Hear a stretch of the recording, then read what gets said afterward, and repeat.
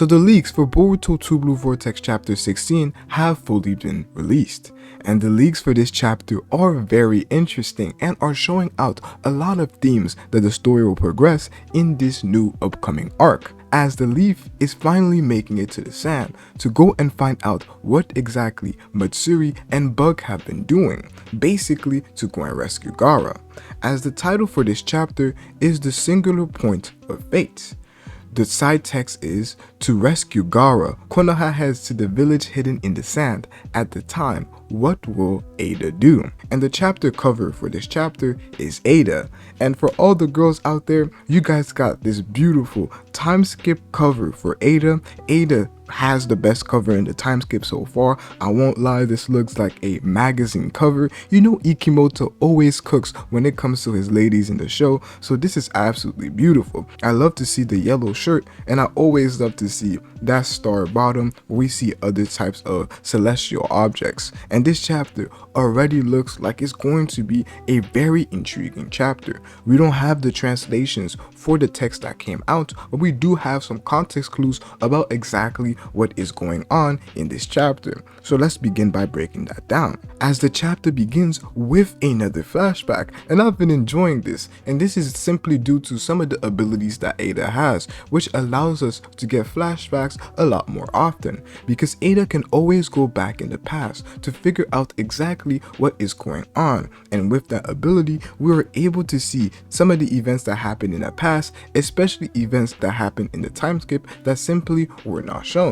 So maybe we could get an extended fight of Sasuke and Boruto versus Code. This is what I personally want to see, and if the anime wants to expand on it while the manga doesn't, we can use Ida's ability as a vehicle to express what was happening in the past. But we do end up going in the past, and we see Akashi and Koji and Boruto. Some way somehow we have a panel of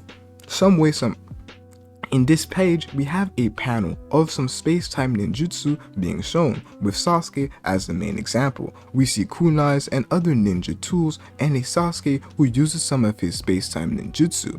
I believe that Kashin Koji is talking to Boruto about how he has to develop some space-time ninjutsu other than the ones that are linked to the karma, due to Boruto not being able to control Momoshiki as much.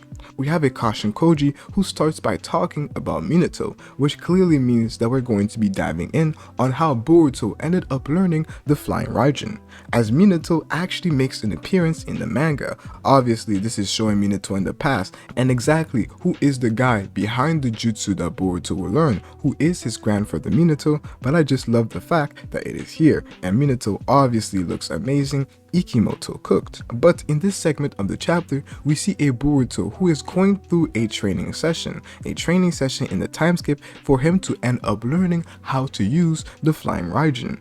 And some of the poses that we see Boruto hit are quite reminiscent to some of the poses that he hit versus Mitsuki in chapter 7. So I really like this segment of the chapter, and when the translated text does come out, it's going to be amazing, as this isn't the only conversation that they have. They do have a segment when it comes to Boruto learning the Flying Raijin. We have different symbols that Boruto ends up using as anchors and marks where he is able to use the Flying Raijin to appear, just like he did to save Sarada and Himawari, which is obviously a plus. But we also come to learn something about fates, and this theme of fate that is going to be shown out in the next few arcs, as Kashin Koji talks a lot about fate and how telling people the future might deviate the future too much and change it in a way that is unrecognizable. So picking different singularities of fate which Boruto represents, as due to his fate not only with Momoshiki but him as an Otsutsuki, and him who potentially getting the Jogan in the future, he is a singularity of fate, meaning that changing something regarding Boruto changes a lot about the future. There are a lot of characters in this world, but not all characters are singularities of fate, as they do not impact the fate of the future as much, which is likely due to the lack of power that they possess. So almost indirectly, power is directly correlated with one's fates. The stronger one is, the more impact they have on the fate of the future, or the smarter or the more useful a character is, the more impact they have on the fate of the future. And this is very interesting to find out, and this is something simply that we can analyze without even getting the translations for the chapter. So when we do get those translations, we will figure out a lot about this theme of fate that resides in Boruto's character. But we continue on in this chapter with Inamado, who is already prepared for Ada to go back and revisit this conversation because he already saw that future, which just makes his ability even more impressive. And one thing I really want to know, and I don't know if they're going to talk about it in this chapter, but how many times exactly is Kashin Koji able to see the future?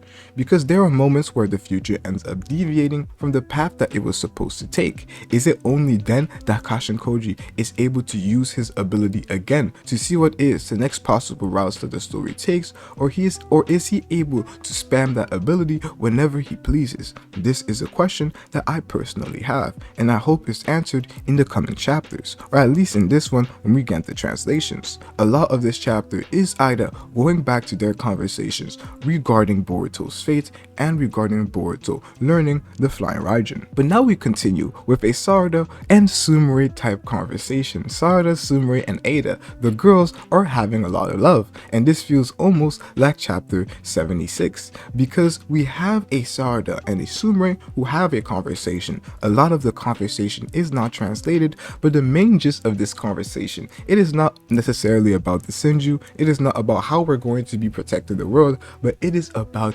Sarada and Sumire's dynamic when it comes to loving Boruto. It appears like Sumire was mad about the hug that Sarada gave to Boruto, and that being the case would tell us that Sarada still hasn't confessed to Sumire that she actually likes Boruto, and that is very interesting. Sarada still has that mind like she had before, denying the love that she has for Boruto. And without getting too romantic, I believe that this could actually be something very important, almost pointing towards the fact that the reason that they are immune to omnipotence is due to their strong love for Boruto, which is basically being confirmed. So for all the people who believe that Sumire loved Kawaki, yeah, Ida's the only person who could do that. But a lot of people are maybe complaining about the fact that this is included in this chapter, and I personally have nothing wrong with it. This is clear characterization for Sumire, and I still really don't know what Sumire's role in the story will be, but for her just to be included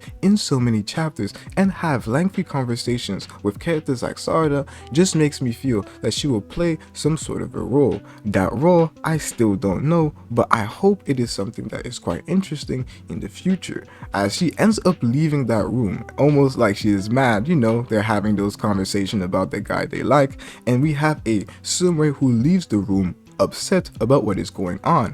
Ada is watching by, and she says that she feels like the air is tense but almost enjoys it, as we know that Ada was never able to have those sorts of friendships in the past. So this is the first time where she almost sees beef between two friends due to the fact that both of them like one person, and that guy being Boruto. So I really like the inclusion of this in this chapter. It really humanizes the series and the characters within it. And we then move on to important tasks political wise when it comes to the daimyo of the Land of Fire, who is having a discussion with the two elders, and this most likely has to deal with the fact that Boruto wasn't actually killed. We had a Boruto who ended up escaping from his interrogation, and now the two elders are having a conversation with the daimyo, a daimyo who really loved Naruto, so seeing Boruto die would be what he wanted, and he really doesn't seem quite happy with the way things have turned around. And then we end up moving on to Shikamaru and Ada. Shikamaru and Ada are having a lengthy conversation about everything that is happening. Due to her ability, she can inform Shikamaru about what exactly happened with Gaara and the Shinju, where we have a panel of Gaara and Shinki in the tree, and Gaara in that ability Shinki left them in that past. This is where we see a panel of Bug, who is literally behind Ada. I don't know know exactly what it means due to the lack of translations, but it is something that is quite interesting and has to be pointed out. Is Ada trying to tell Shikamaru some of the abilities that she has seen some of the Shinju possess? What makes them different? What makes them fear some opponents? I don't exactly know, but when the translations do end up coming out, we will find out. Shikamaru and Ada continue to have their conversation, with a Shikamaru that concludes that there is somebody who is helping Boruto out, and then he says something quite interesting, and Shikamaru's intellect continues to amaze me chapter by chapter, as you guys have to continue to remember that Shikamaru is going through omnipotence, which is causing everything in his being to deny everything regarding Boruto and to always pick the option where Boruto is viewed as the bad guy. But even though he is experiencing this, he still is able to come to logical conclusions and believe his logic and reasoning.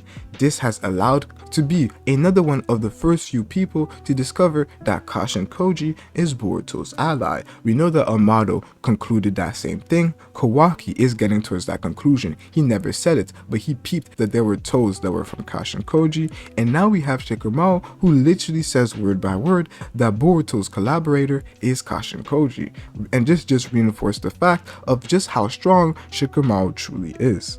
And then we have a Kashin Koji who appears using that toad. That toad was in Ada's shirt. And what is quite interesting is that it means that Ada was low-key collaborating with Kashin Koji, or Kashin Koji made the first contact with Ada to develop some sort of relationship. And that clearly has to be the case due to how strong Ada's ability is. So you get the people with the strongest abilities in your team and you're set and don't have any issues. That's exactly the move that Kashin Koji made. And throughout this chapter, due to the fact that we have a Boruto who ended up learning the Fly Raijin, a lot of people are hinting towards the fact that it could be the case because Kashin Koji stole those scrolls when he ended up invading the Leaf Village. This is a genuine possibility. I hope that it is discussed in this chapter and we end up seeing this theory being true. This conversation is wrapped up with that toad who is resummoned back to his place. Sumire is chilling by herself, almost sad at the situation, but now we have a Sarada, a Mitsuki, and a Konohamaru that ends up going to the land of sand. I told you guys that it was going to be at least Sarada who would end up going, and I am so happy to see that this is the case, and my boy Mitsuki who ends up going too. Sarada is almost in her Sakura type vibe, where we have her wearing her headband just like Sakura used to do back in the days, so I hope they end up going crazy. We end up seeing Yado and Ayara, who are just like we saw in that sneak peek panel. They are getting ready to go and deal with Matsuri and Ryu, because those are the characters that end up appearing in this chapter. They are doing some sort of reconnaissance, looking around, trying to find clues, and they end up seeing Ryu and Matsuri. Matsuri and Ryu are looking at one of the clues that Kashin Koji may have accidentally left or may have been forced to leave due to fleeing. And this is where the chapter ends, with an epic panel of Konohamaru looking down at Ryu and Matsuri.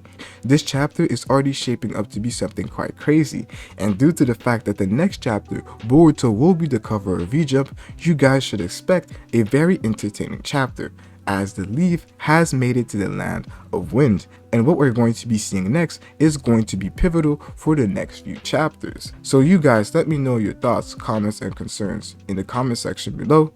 It's been your boy Dynasty, and I'm out, bruh.